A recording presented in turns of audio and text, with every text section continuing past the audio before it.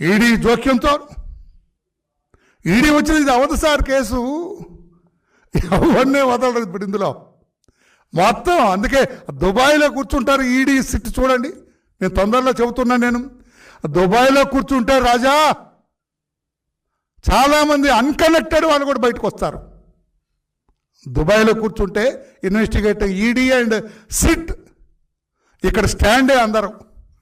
వాళ్ళు అక్కడ సిట్ అక్కడికి వెళ్తే వీళ్ళంతా స్టాండ్ అని చెప్పి తెలియజేస్తున్నా.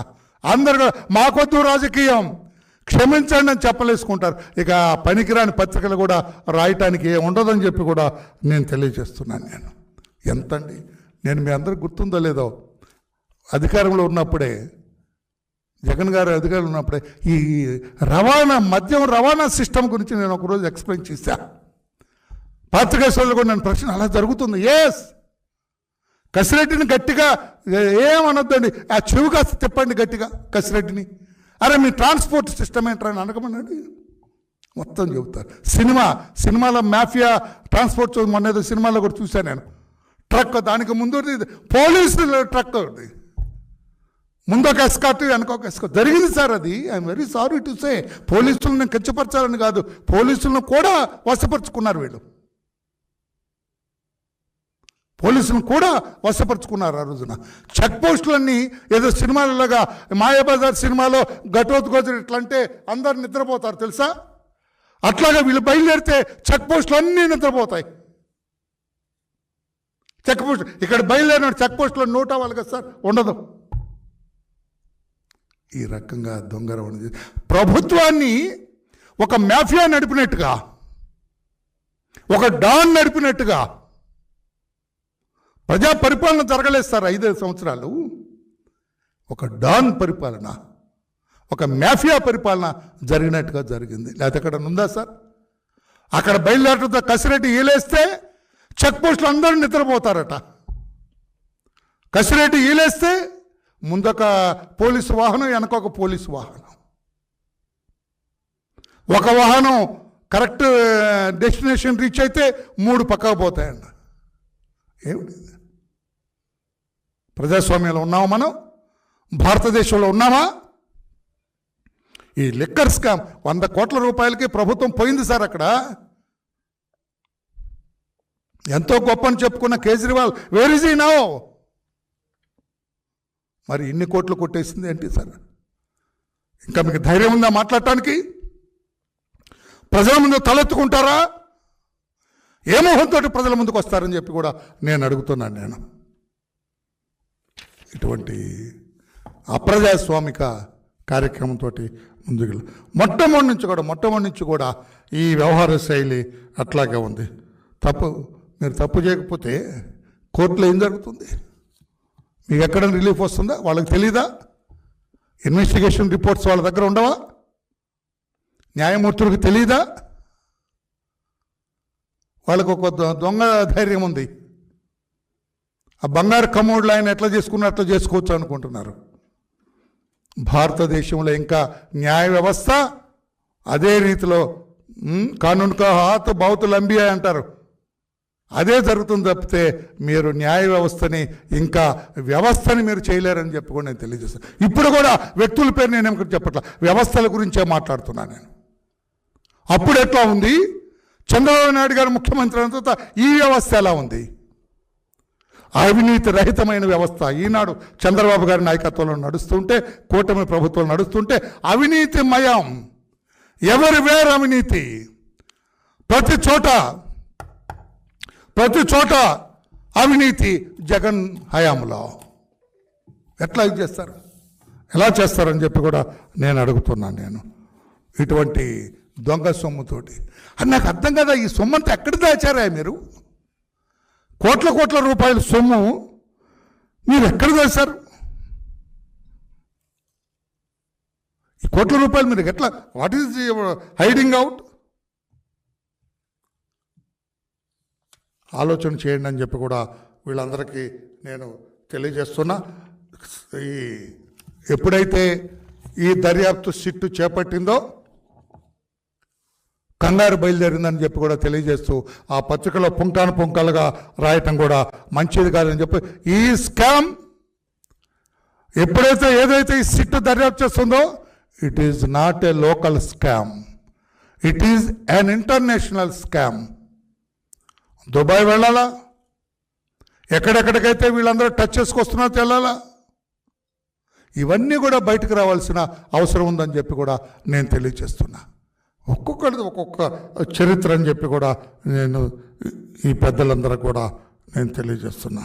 జగన్ రెడ్డి గారి హయాంలో జరిగిన ఈ స్కామ్ ఇంటర్నేషనల్ స్కామ్, పలు దేశాల్లో కూడా దర్యాప్తు చేయవలసిన స్కామ్ అని చెప్పి కూడా నేను తెలియజేస్తున్నా. సిట్ ఇంతటితోటి ఈ దేశంలోనే కాదు విదేశాల్లో కూడా దర్యాప్తు చేయవలసిన అవసరం ఉందని చెప్పి కూడా నేను పెద్దలకు అందరికి కూడా నేను తెలియజేస్తున్నా. ఇది సరైన విధానం కాదు. నేను ఒక్కటే ఈ రోజున వచ్చింది డీటెయిల్స్ చెప్పాలన్న ఉద్దేశం కాదు, డీటెయిల్స్ మీ ముందు ఉంచాలన్న ఉద్దేశంతో కూడా కాదు. నేను మీ ముందుకు వచ్చింది ఇది జగన్మోహన్ రెడ్డి గారి హయాంలో వేల కోట్ల రూపాయల అవినీతి జరిగింది ఈ లిక్కర్ స్కామ్లో అని చెప్పటానికే మీ ముందుకు వచ్చానని చెప్పి కూడా నేను తెలియజేస్తూ ఉన్నాను. నేను ఇంకొక విషయాన్ని కూడా నేను అడుగుతూ ఉన్నా. అన్నిటికీ దుబాయ్ నేతృత్వం వస్తుంది. ఆ రోజు కూడా మీకు బాగా గుర్తుందో లేదో ఆ విషయాన్ని కూడా నేను తెలియజేస్తున్నాను. నేను దుబాయ్లో బయలుదేరారు ధనంజయ రెడ్డి గారి శ్రీమతి వైఫ్. విజయవాడ ఎయిర్పోర్ట్లో ఆమెను నిర్బంధించారు, ఆపారు, చెక్ చేశారు, బంగారం ఉందన్నారు. విజయవాడ ఎయిర్పోర్ట్లో అందరూ హుటాహుటిన బయలుదేరారు. ఆనాడు ధనంజయ రెడ్డి గారు సీఎం గారి సీఎంఓలో సెక్రటరీ, మొత్తం తానే చక్రం తిప్పుతున్న వ్యక్తి. ఆ రోజున ఇన్ఫ్లుయెన్స్ ఉపయోగపడింది. అధికారులందరూ వెళ్ళారు, DRI directorate of revenue intelligence వాళ్ళు వెళ్ళారు. అవేమీ లేదు, ఎన్నో కిలోల బరువు తెచ్చారని అప్పుడు వార్తలు వచ్చినాయి పత్రికల్లో కూడా. ఆమె ఏదో సూట్ కేసులో తెచ్చారు. సూట్ కేసులో తెచ్చింది ఏం లేదా, మెళ్ళ వేసుకున్నంత బంగారం అది, దెర్ ఇస్ నో కేసు అని వదిలేశారు. నేను గౌరవ ముఖ్యమంత్రి గారికి నేను విజ్ఞప్తి చేస్తున్నా, దయచేసి ఆ కేసును కూడా పరిగణలో రీఇన్వెస్టిగేట్ చేయించండి, పునర్దర్యాప్తు చేయించాలి సార్. వీళ్ళ బతుకులు బయటపడాలి సార్. ప్రజల డబ్బుతో ఇల్లు బంగారం కొనుక్కోవటం ఏంటి సార్? ఏమన్నా ధనంజయ రెడ్డి గారి జీతంతో కొన్నారా? ఆయన జీతం డబ్బులతో కొన్నారా? ఏంటి సార్? ఆయన దుబాయ్ ఎందుకు వెళ్ళారు సార్? అది ఎంక్వైరీ చేయటంలో అడగటంలో వరలరామయ్య తప్పేమన్నా ఉందా సార్? ధనంజయ రెడ్డి గారు ఇంత ప్రాధాన్యత కలిగిన వ్యక్తి. ఈయన సిట్ అంటే జగన్ గారు కూర్చుంటారు, స్టాండ్ అంటే లేస్తారు. అటువంటి వ్యక్తి శ్రీమతి పదే పదే దుబాయ్ వెళ్తున్నారట. ఎందుకు సార్? బంగారం తెస్తున్నారని వార్తలు వచ్చిన ఎయిర్పోర్ట్లో ఉంది. అందుకే కదా సార్ అనకూడదు, కానీ పాపం మా పట్టాభికి ఆ రోజున ఇబ్బంది వచ్చింది. పత్రికల్లో దీన్ని విశ్లేషించాడు అతను. అందుకే పట్టాభికి కొంచెం ఇబ్బందులు పాలయ్యాడు కాదా? అందుకే ఆ కోణంలో కూడా ఈ రోజునే పత్రికల్లో చూశాను నేను. ఆమె ఎవరైతే ధనంజయ రెడ్డి గారి శ్రీమతి ఉన్నారో వారికి తిరుపతిలో ఒక యూనివర్సిటీలో ఏదో ఉద్యోగం, వెంటనే ఒక ప్రొఫెసర్ ఉద్యోగం ఇచ్చారట. ఇవ్వటమే కాకుండా ఆమెకి స్పెషల్గా ఒక ఛాంబర్, ఏసీ ఛాంబర్ ఇచ్చారట. ఏ ప్రొఫెసర్కి లేదు, ఇక్కడ ఈమెకి ఇచ్చారు. ఏంటి సార్ ఇది? ప్రజలు మీకు అధికారం ఇచ్చింది మీరు ఇష్టం వచ్చినట్టు వాడుకోమని. ప్రజలు మీకు అధికారం ఎందుకు ఇచ్చారండి? మీ అంతేవాసుల్ని, మీ బంధువుల్ని, మీ చుట్టాలని, తెలిసిన వాళ్ళని అందరినీ అధికారంలో పెట్టుకొని కొట్టేమనా ప్రజల సొమ్ము? అవసరమైతే అది కూడా దర్యాప్తు చేయాలి. వెదర్ షీఈ్ ఎలిజిబుల్ ప్రొఫెసర్గా ఉండటానికి. ఏ ప్రొఫెసర్గా లేని ఏసీ రూమ్ ఈమెకి ఎందుకు వచ్చింది? ఇవన్నీ కూడా దర్యాప్తు చేయాలని చెప్పి కూడా నేను కోరుతూ ఉన్నాను. నేను అవినీతి జరిగింది, దర్యాప్తు జరుగుతుంది. ఇంకా 3,200 కోట్ల నుంచి ఎన్ని కోట్లకు ఎగబాకుతుందో ఇది చూడాలి. ఎవరెవరు మెడకు చుట్టుకుంటుందో చూడాలి. ఏ ఏ దేశాల్లో ఈ మూలాలు ఉన్నాయో చూడాలని తెలియజేస్తూ నా రిక్వెస్ట్, రాష్ట్ర ప్రజలందరూ కూడా ఆ పనికిమాలిన పత్రికల్లో వచ్చినంత అబద్ధాల మూటలు తప్పితే నీతి నిజాయితీ నిజాలు లేవని చెప్పాలనే ఉద్దేశంతో మీ ముందుకు వచ్చా. Thank you everybody. Any question on this you are at liberty to ask me. I will answer please.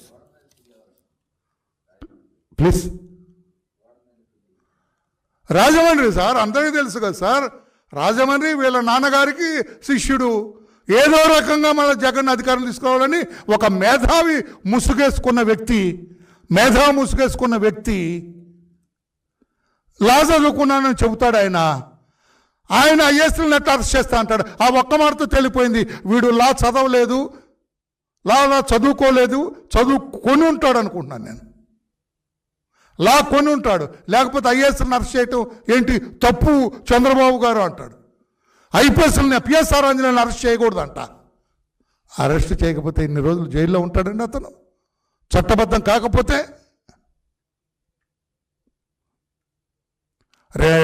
ఎవరు ఇతను ధనంజయ రెడ్డి, కృష్ణమోహన్ రెడ్డి చట్టబద్ధంగా వాళ్ళు అరెస్ట్ కాకపోతే, అరెస్టుకు సరైన కారణంగా అయితే ఒక్క నిమిషం వాళ్ళని ఈ చట్టాలు నిర్బంధించగలవా? జైల్లో రిమాండ్కి పంపగలరా?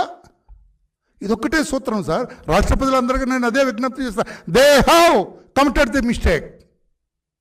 అవినీతికి పాల్పడ్డారు వాళ్ళు. నీతిమంతులు నిజాయితీ పరులు అంటానికి వీల్లేదు. ఆయన మీకు ఇప్పుడు అర్థమైంది, నవ్వుతున్నారు.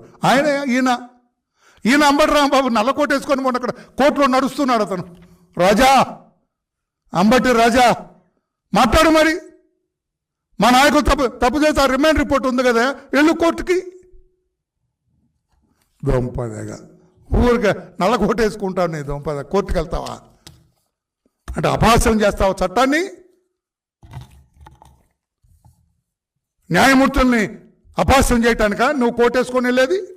ఏం మాట్లాడావా? ఆయన మాట్లాడాడేనా న్యాయమూర్తులతోటి? అదే సినిమాలు వదిలేయండి సార్ మా వాళ్ళని అన్నావా? ఇచ్చేయండి సార్ బెయిల్ అంటారు సినిమాలో, చూసాము అది. Thank you. Any other question? Thank you నాన్న, థ్యాంక్ యూ.